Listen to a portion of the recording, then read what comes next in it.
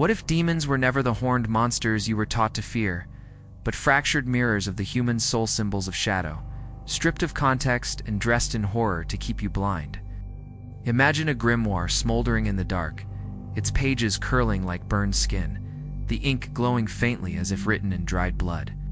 A single name flickers there, not as curse, but as invitation. Outside, the wind carries the low thrum of a drum, steady as a heartbeat, summoning something ancient that was never meant to be forgotten. From Hollywood screens to medieval pulpits, demons have been painted in grotesque colors: red flesh, claws, fangs, endless appetite. They are the scapegoats of every sermon, the villains of every horror film, the nightmares pressed into the collective mind. But beneath these masks lies a forbidden truth. In Babylon, they were guardians of thresholds. In Egypt, forces of chaos that renewed creation. In Hindu and Buddhist cosmology, asuras and hungry ghosts were beings of desire, mirrors of imbalance, not eternal evil. Even in Jewish mysticism, the Shadim and Lilith were not fiends, but figures walking the border between divine and human. The architecture of power could not allow such complexity. It needed clear enemies, faces to project shadow upon, so it flattened the spectrum, declaring all demon, all spirits of the in-between, as demons of Satan. What had once been archetypes of wisdom, chaos, hunger, or desire became twisted into symbols of corruption, and the system harvested obedience through fear. So ask yourself, when you hear the word demon, do you see the monster, or do you dare to wonder what reflection was stolen from you? The word demon is a ruin, a fragment of language that once meant something far more complex. In ancient Greece, the word daemon did not mean a monster of hell, but a guiding spiritan intermediary between gods and mortals, sometimes protective, sometimes disruptive, always charged with meaning. Socrates himself spoke of his daemonion, the inner voice that warned him when he strayed. Yet by the time Christianity consolidated power, this word was flattened, corrupted, inverted. Every daimon became demon. Every in-between spirit declared enemy of God. This linguistic violence was not an accident. It was the foundation stone of the architecture of evil. Consider Mesopotamia, cradle of civilization. Their spirits, like Lamashtu and Pazuzu, haunted the thresholds of life guardians and predators both. Lamashtu endangered mothers and children, but also functioned as a warning, a dark nurse of sorts. Pazuzu, with his grotesque form, was invoked not only to harm, but to protect against other spirits. These beings were not simple villains. They embodied paradox, both danger and safeguard, terror and medicine. In their ambiguity, they taught humans how to live with forces larger than themselves. But ambiguity is ungovernable. For empires and churches seeking obedience, ambiguity must be eradicated. So these spirits were reclassified as demons, agents of corruption to be feared but never understood. In Egypt, chaos gods like Set and Serpentine Apophis played vital roles in cosmic drama. Set, slayer of Osiris, was also a protector of Ra's solar bark. Apophis was the eternal adversary, necessary for the sun's daily triumph. These figures embodied the perpetual dance of order and chaos. Yet under the architecture of evil, their roles were rewritten. Set became an archetype of betrayal. Apophis, nothing more than serpent of evil. The lesson of balance was erased. In its place remained a binary: God versus devil, light versus darkness. This binary is simple, digestible, and infinitely useful for control. The Hindu and Buddhist traditions tell of asuras and hungry ghost beings, consumed by desire, trapped by imbalance. They were not cast as irredeemably evil, but as warnings, mirrors of human weakness. The hungry ghost, with swollen belly and thin throat, symbolized insatiable craving, a truth as psychological as it was metaphysical. But when exported into Christian cosmology, such beings were stripped of their nuance. They became demons, proof of corruption, threats to be exorcised, rather than lessons to be learned. Even in Jewish mysticism, entities like the Shadim or Lilith held dual roles. The Shadim were described as shadows of humanity, invisible, strong, both dangerous and wise. Lilith, far from being only a baby killer, was once seen as the first woman, rebellious, sovereign, demanding equality. Yet these figures were transformed into pure corruption. Lilith became succubus, devourer, enemy of man. The Shadim became Satan's soldiers. Again, the ambiguity was lost, the spectrum flattened, the shadow externalized. This is the architecture of evil, the deliberate reprogramming of archetypes into enemies. By branding all demon as demon, the system created a clear map for obedience. There is no mystery, no paradox, no lesson in the shadow, only sin. Humans are trained to flee, to confess, to kneel, to fear. Every whisper of desire becomes temptation. Every impulse of sovereignty becomes pride. Every question becomes heresy. The system thrives because people exile their own fragments, projecting them outward onto monstrous masks. The demon becomes scapegoat, and obedience becomes survival. But the architecture did not stop at theology. Migrated into art, literature, and eventually cinema. The grotesque images of demons, the horns, wings, claws. Flames are not reflections of ancient truth, but inventions of an empire that needed fear. These images standardized the shadow into horror, ensuring that no one would dare approach the original archetype. When people today imagine a demon, they do not see Socrates' Demonian or the hungry ghost that warns against craving. They see Hollywood's creation, the snarling monster, the exorcist's foe. The architecture succeeded, yet cracks remain. The original archetypes still whisper through the ruins. In psychological terms, they resurface as Jung's shadow, the repressed aspects of self, demanding integration. In esoteric traditions, they persist as entities inhabiting liminal spaces, waiting for those brave enough to see beyond the mask. In art, they return in fragments, serpents, dragons, shadows, trickster symbols, too ancient to be silenced completely. The architecture of evil is therefore not eternal. It is sustained only by repetition. Sermons, horror films, memes, political rhetoric all serve to reinforce the binary, to remind humanity that demons are monsters, never mirrors. But the forbidden truth is simple. The mask can be torn. To remember that a demon is not necessarily an enemy, but archetype is to see through the architecture. And once you see through it, obedience falters, fear weakens, contracts dissolve.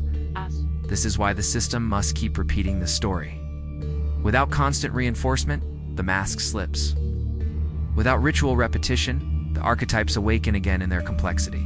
When that happens, humans remember. The shadow was never outside, it was always within. The demon was never a monster, it was a teacher, distorted into terror to keep you blind. So the architecture of evil is not simply history, it is present tense. It is every moment you recoil at a serpent, shudder at a shadow, fear a name. It is every heartbeat bled into obedience. It will remain intact only as long as you consent to its definitions. The day you refuse, the architecture begins to crumble. Symbols are the bones of every myth, the secret architecture beneath words. They are not decoration, but technology engraved into human consciousness to shape perception, to summon states of mind, to bind energy. Demons, or daimons, as they were once known, live most vividly in the language of symbols. And in the case of demonology, symbols have always been both gateway and prison. Consider the sigil, grimoires like the Ars Goetia. Each spirit is assigned to sigil lines, curved and broken into strange geometries, circles intersected by hooks, arcs, and crosses. To the untrained eye, these are odd scribbles, perhaps random. But to those who dared use them, they were coordinates. A sigil is not a mere picture. It is a map, a compression of identity into a shape that bypasses the rational mind. To trace a sigil is to open a circuit, to call into resonance a specific frequency of consciousness. That is why they were feared. The church knew that a sigil was not just ink, it was a technology of attention. To forbid them was to control the keys. To brand them as cursed was to seal the locks. Take the serpent as symbol. Cross cultures, serpents embody wisdom, transformation, and renewal. Shedding skin, rising like a coil of energy, they represent the life force itself. In Mesopotamia, serpents were guardians of treasures and knowledge. In Hinduism, the coiled Kundalini serpent rises to awaken divine awareness. Yet in the inverted lexicon of the architecture of evil, The serpent became Satan, the deceiver, the corrupter of innocence. The wisdom-bearing serpent was rebranded as forbidden temptation. Every serpent carved into temple walls, once a teacher, was recoded as enemy. Humanity learned to fear its own energy. Dragons are another universal symbol. In China, they bring rain, fertility, authority. In Mesopotamia, they embody chaos, mastered by gods. In Europe, however, they became beasts to be slain monsters, hoarding treasure, embodying greed and destruction. To ride a dragon, as Valak is said to do, was once a sign of sovereignty. The child mastering duality, balancing opposites. Under inversion, the dragon became only chaos, the treasure became greed, and the rider became demon. The symbol did not vanish, it was poisoned. Even hunger itself has a symbol. In Buddhism, the preta, or hungry ghost, is depicted with swollen belly and thin throat, eternally craving yet never satisfied. This image is not horror, it is mirror, warning of insatiable desire. But when lifted into Christian imagination, such figures became grotesque demons, proof of eternal damnation. The lesson was lost. The warning turned into threat. Symbol became propaganda. The nun of Hollywood is itself a symbol, a deliberate mask layered over Valak's name. A nun is a figure of piety, devotion, discipline. To twist her image into horror is to plant fear not only of demons, but of sanctity itself, the symbol teaches. Even the sacred can be corrupted, so trust only the institution that tells you when corruption is present. The nun is not random costume, it is calculated inversion, a new sigil drawn for mass consciousness. Audiences leave theaters trembling, not realizing they have participated in ritual, the symbol etched deeper with every shiver. But symbols are not the enemy. They are mirrors, and mirrors can be polished. The same serpent that frightens is the serpent that heals. The same dragon that terrifies is the dragon that empowers. The same sigil that is branded curse can be traced as map. Symbols only enslave when their meaning is dictated from outside. The moment you reinterpret, you break the spell. That is why the architecture polices symbols so heavily. Corporate logos function like modern sigils, flags, brands, slogans. Each is designed to evoke immediate emotional response, bypassing logic, engraving loyalty. A corporate logo glowing on a billboard is no different in function from a goetic sigil traced on parchment. Both are keys to the unconscious, summoning specific states of obedience or desire. One is called commerce, the other heresy. But the underlying technology is identical. Rituals depend on symbols as anchors.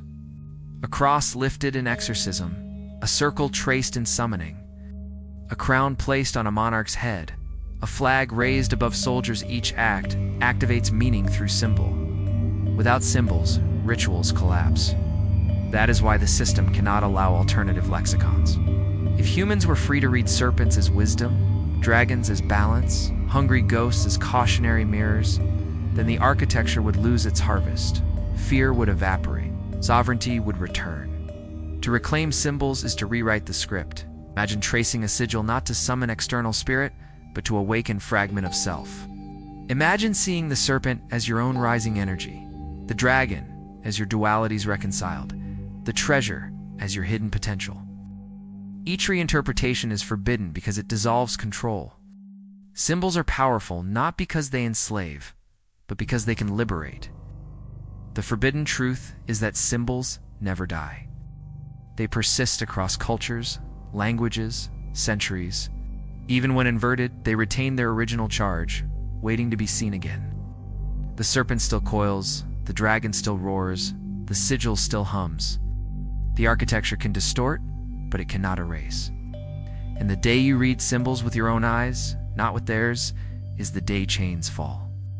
So ask yourself, when you see a serpent, a dragon, a sigil, what do you see? A curse, a monster, or a mirror whispering of forgotten wisdom? So the answer will determine whether you remain inside the architecture or awaken beyond it. Blood has always been the most primal offering, the oldest contract between human beings and the forces they could not control. It is warm, iron-scented, radiant with life. and when spilled it marks both an ending and a gateway. The architecture of evil, blood became the currency of fear, the evidence of possession. The price demanded by rituals both sacred and profane. And when we follow the thread of demonology through history, we find blood everywhere, sometimes literal, sometimes metaphorical, but always flowing. In the medieval imagination, demons were never far from accusations of blood. Witches were said to drink it, heretics to spill it, demons to demand it. The Inquisition extracted blood through torture, whipping confessions from broken bodies, branding them as servants of Satan. Public executions turned plazas into altars, the screams of the condemned echoing like ritual chants. Each drop spilled was more than punishment, it was a performance. The crowd gathered not only to watch but to participate in a ceremony where blood confirmed the system's narrative. Demons are real, sin is lethal, obedience is the only safety. But the blood was never only physical. The architecture harvested emotional blood with equal precision. Every shiver of fear at the mention of a demon, every ounce of shame after a sinful thought, every suppressed desire, this was blood too. Fear is life force diverted, shame is vitality drained, obedience is sacrifice given willingly. When a child was told never to speak certain names, never to question too deeply, their pulse quickened, their imagination bled. No knife was needed. The system learned to siphon life through stories. Blood also ran through horror. Think of the cinema as cathedral, its screen glowing like stained glass, its audience hushed in the dark. When The Exorcist first played, people fainted in theaters, their bodies reacting as though to a genuine ritual.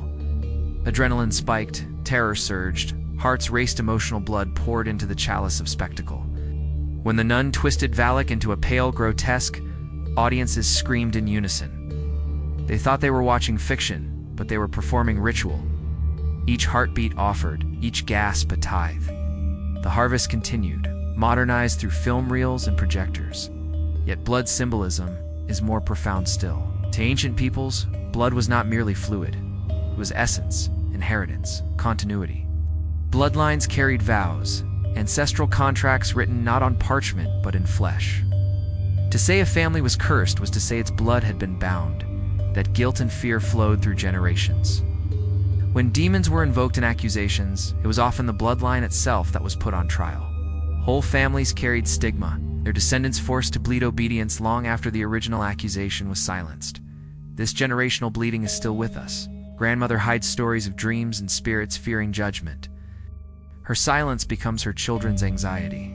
Father forbids curiosity, branding it dangerous. His warning becomes his son's wound. The bloodline continues, but thinned by fear, marked by shame. The system doesn't need executions anymore when families carry the contract within their veins. Emotional inheritance becomes spiritual taxation. But blood has another face. It is not only currency of obedience, but of transformation. Mystics understood this. In ancient rites, a drop of blood could be consecrated as offering not to enslave, but to empower. To cut the finger and mark a sigil was to say, "My life force fuels my awakening." This is the forbidden version of sacrifice, blood spent consciously rather than drained unconsciously. That is why it was outlawed.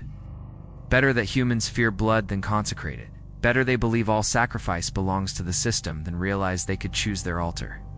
Even today we spend blood daily, bleed through exhaustion at jobs that drain spirit, through sleepless nights consumed by anxiety, through desires buried in shame. Each of these is blood flowing, energy spent. The architecture ensures it flows toward obedience, toward fear, toward consumption. But what if it could be redirected? What if the same blood spilled in fear could be offered to awakening? To consecrate fear into courage, shame into wisdom, exhaustion into sovereignty. This is the forbidden alchemy. Demonology reveals this paradox with clarity. The so-called demons never demanded oceans of blood. The system demanded it in their name. Valak was never a nun craving slaughter. He was a symbol of balance, his image twisted so that fear could harvest life force.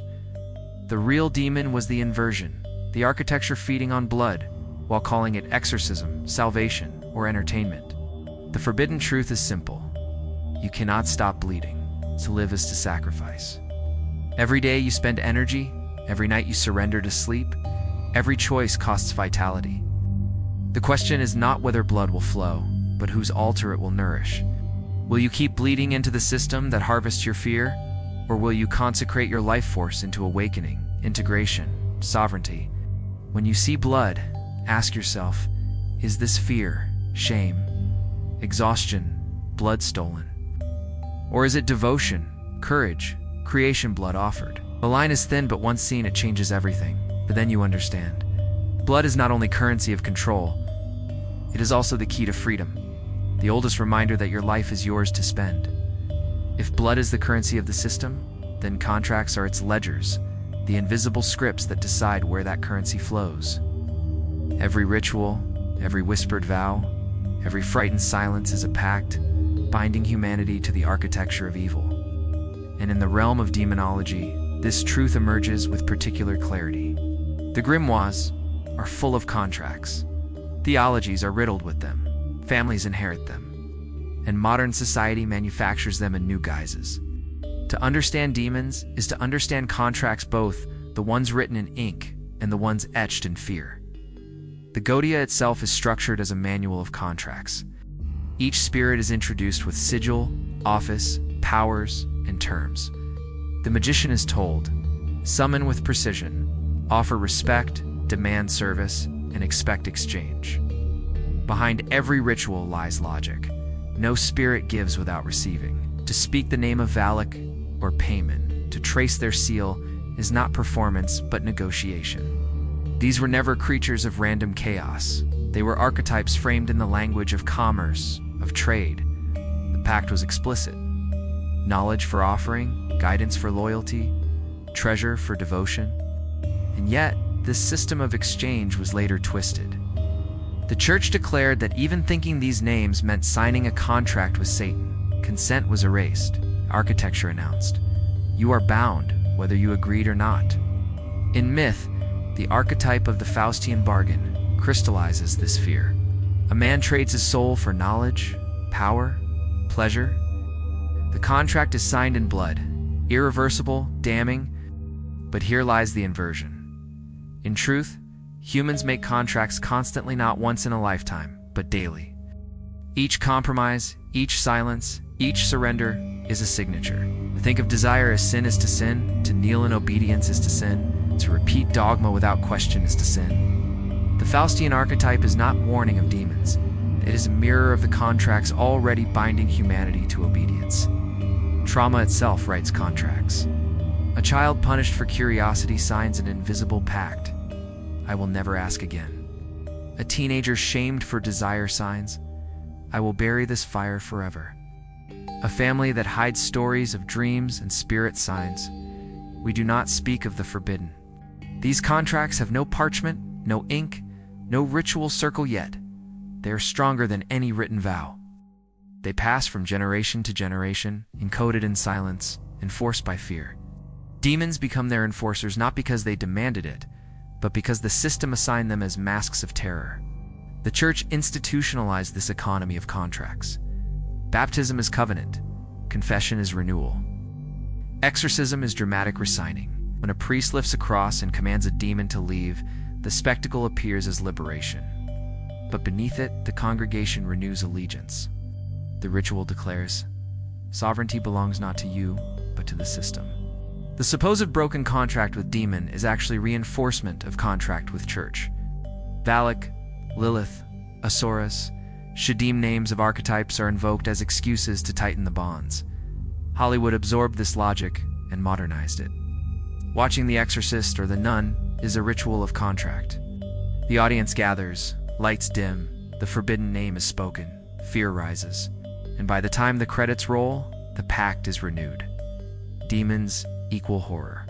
Shadow equals enemy. Sovereignty equals danger. Every scream is a signature. Every shudder is ink. The movie ticket is contract of participation, the ritual masked as entertainment.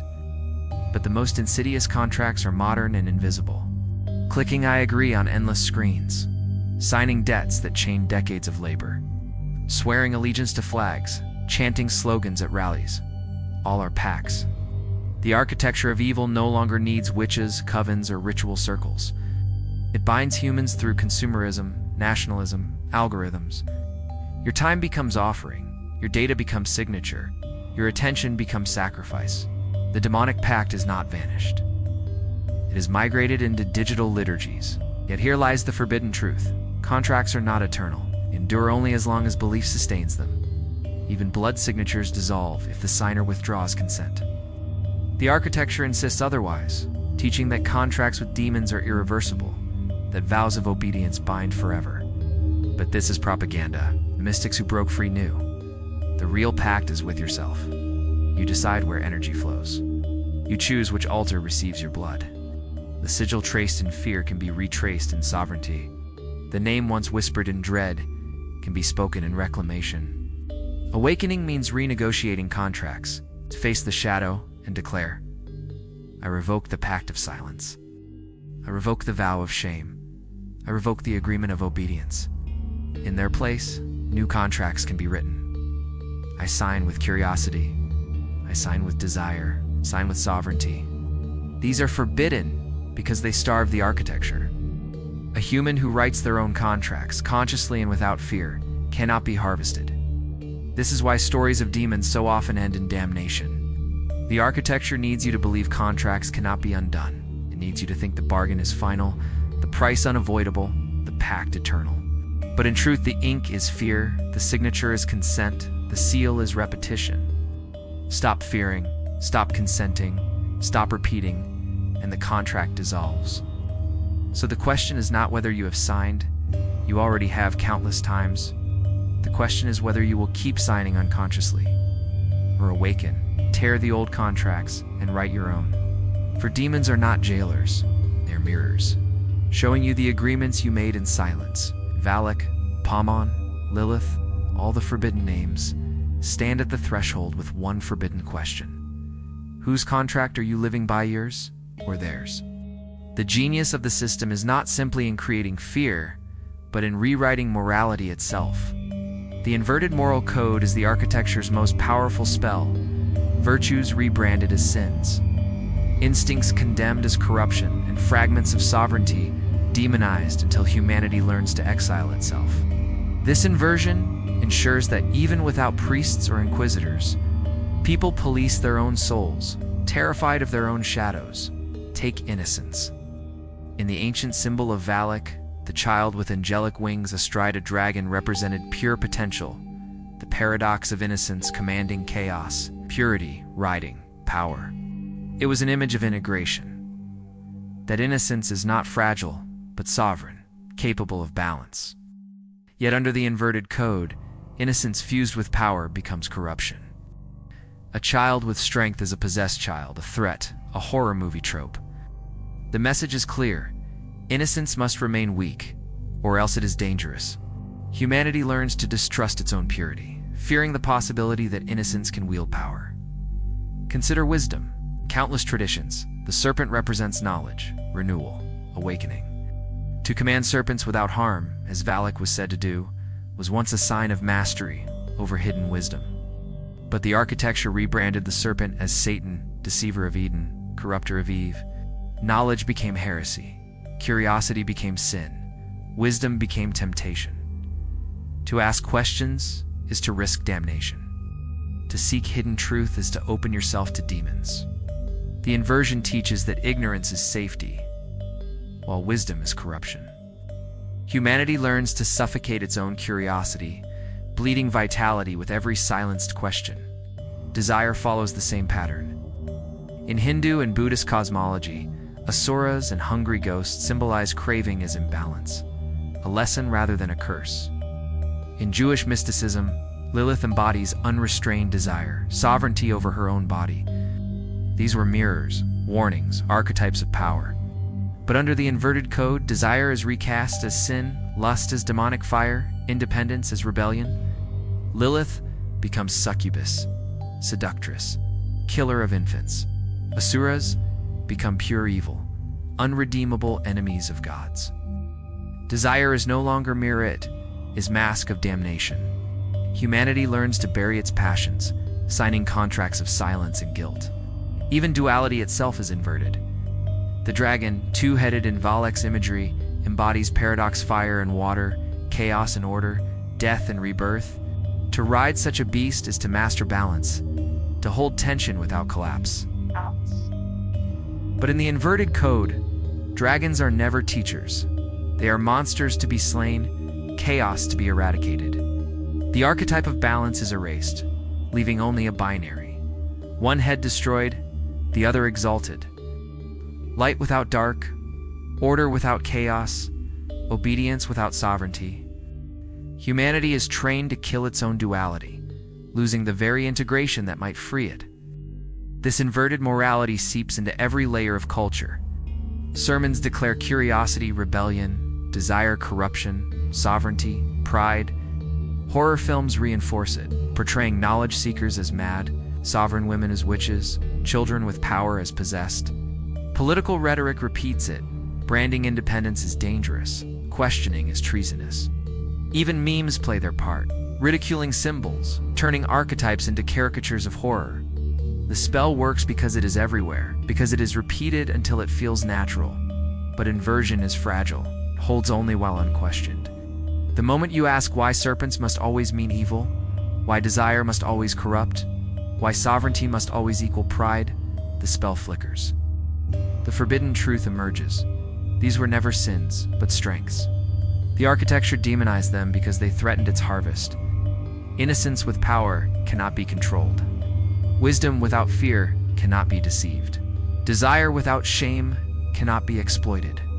Duality integrated cannot be divided. Each fragment reclaimed weakens the system's grip. The cost of inversion is vast. Every time a human bows in shame before their own curiosity, the architecture feeds. Every time a sovereign impulse is silenced as arrogance, the architecture strengthens. Every time passion is buried in guilt, energy bleeds into obedience. The inverted code does not simply twist morality, it fuels the entire economy of control. Without inversion, the harvest ends. Awakening means re-inverting the inversion. It means looking at innocence and declaring it sovereign, not fragile. It means reclaiming wisdom as birthright, not sin. It means consecrating desire as vitality, not corruption. It means embracing duality as balance, not chaos.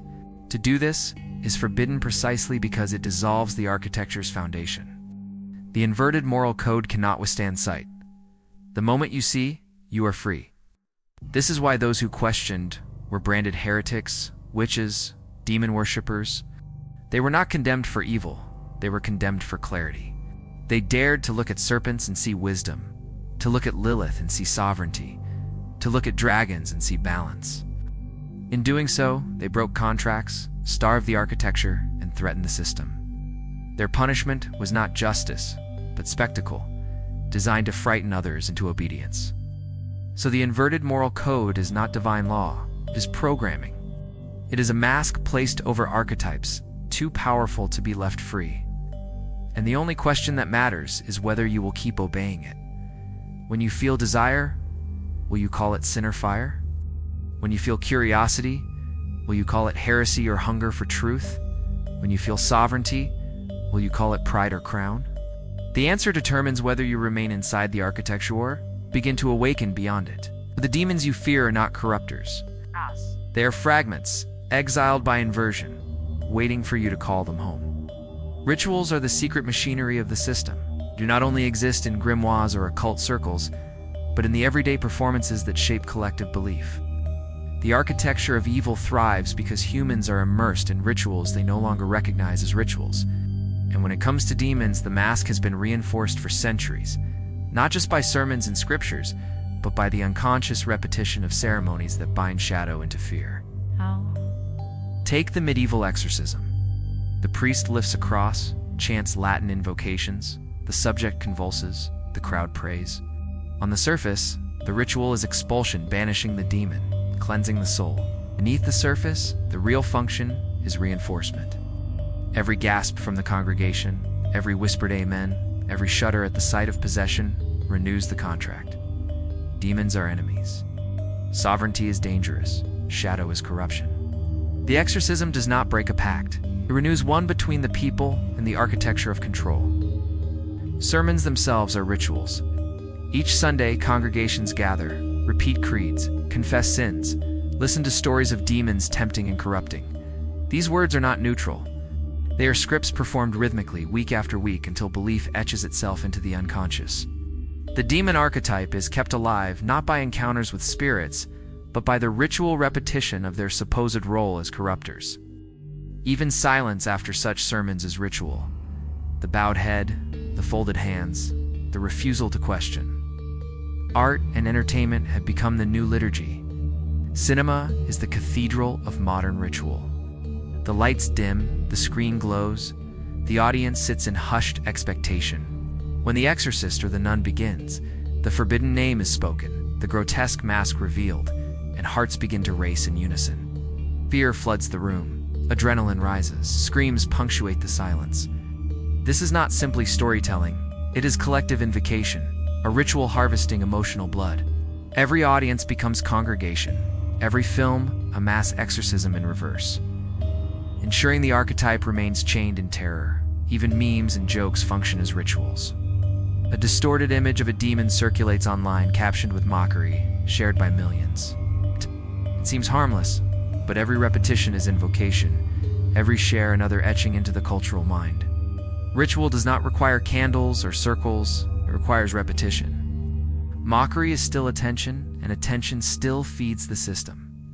In this way, even laughter becomes offering. Political gatherings echo the same structure. Enemies are branded as demons, crowds chant slogans like incantations, flags wave like sigils, leaders stand as priests. The ritual is always the same: fear externalized, shadow projected, obedience harvested. Demons may not be named explicitly, but their archetype underlies the performance.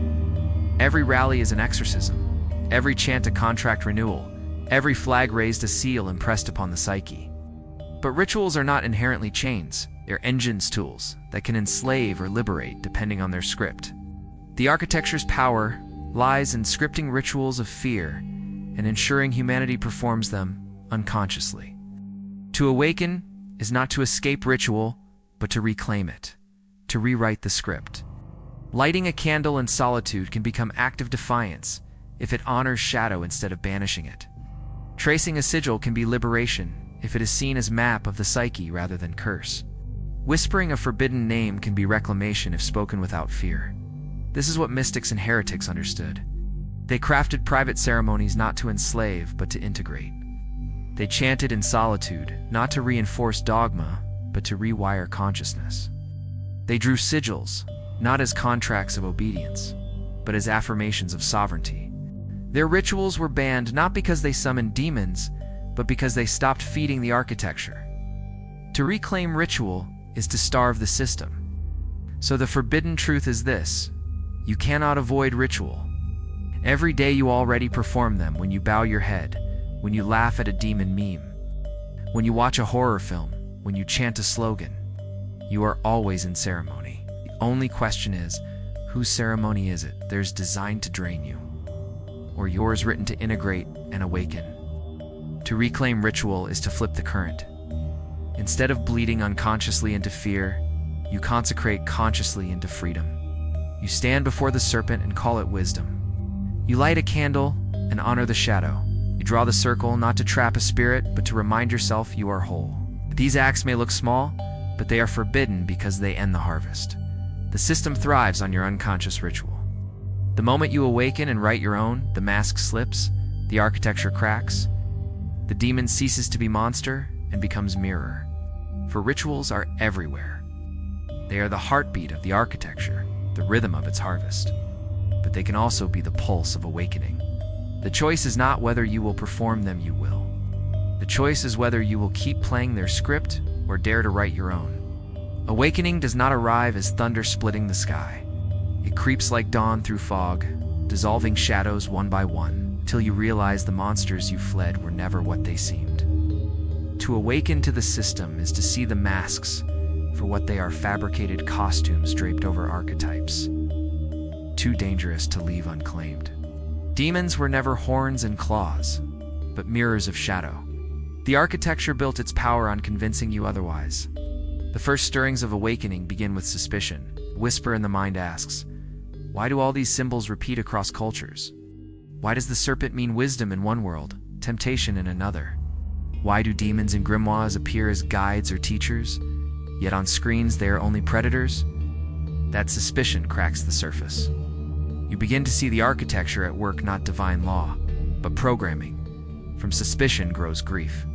For awakening forces you to confront how much has been stolen. You grieve the centuries of blood spilled in fear, generations who silenced their curiosity, the fragments of self buried under shame. You realize that your ancestors carried contracts written in fear, whispering warnings that chained you before you could even choose.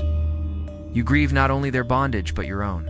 Yet this grief is sacred. It clears the altar, making space for new ritual. Rebellion follows. You stop repeating the script. You question the sermon, resist the exorcism, laugh not with mockery, but with recognition.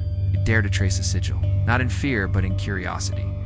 You say forbidden names without trembling. Each act is a refusal, tearing a clause from the old contract. Rebellion is not loud. It is quiet, subversive, dangerous, precisely because it shifts attention. And the architecture feeds on attention, but rebellion alone is incomplete.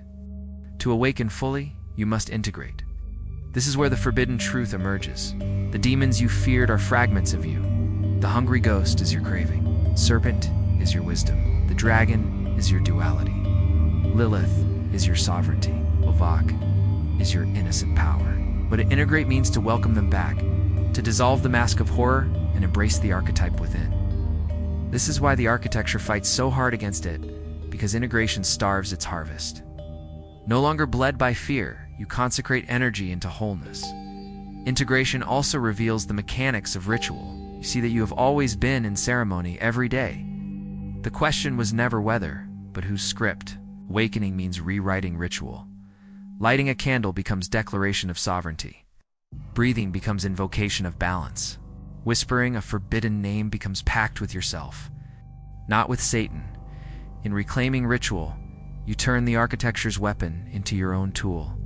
The blood still flows, but now you choose its altar. This awakening is not merely personal. It reshapes perception of reality itself.